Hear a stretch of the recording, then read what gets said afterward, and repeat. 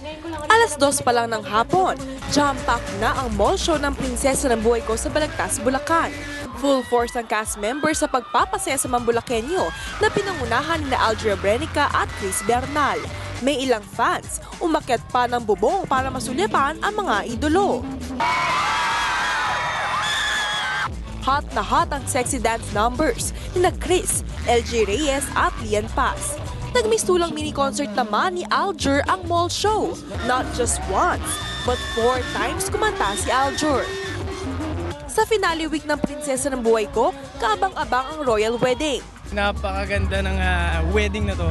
Yung setup pala, yung production talagang, kumbaga buhos lahat eh. Buhos lahat, tapos maganda rin yung location namin. And abangan nila yung mga mangyayari pa kasi, wow, ikakasal na lang kami, magkakaproblema pa. Nakakalungkot man daw ang papalapit na pagwawakas ng show. Masaya at fulfilled ng cast at buong production sa naging takbo nito.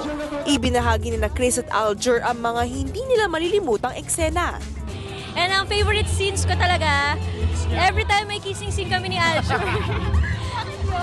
Kasi lumalabas yung pagka-obsessed ko sa akin. Tapos, aasarin na rin ako. Sabi niya, lumalabas din daw yung pagka-obsessed ko sa kanya. So ganun lang, nag-aasaran na kami pag may kissing scene kami. Favorite scene ko dito yung mga away namin. Kasi bago yung sweet, away muna, di ba? So may build-up, may challenge eh. Next project ni Alger ang Kambal Sirena, kung saan makakatambal niya for the first time si Luis de los Reyes. Habang si Chris naman, magbabakasyon muna at lulubusin ng oras sa pag-aaral.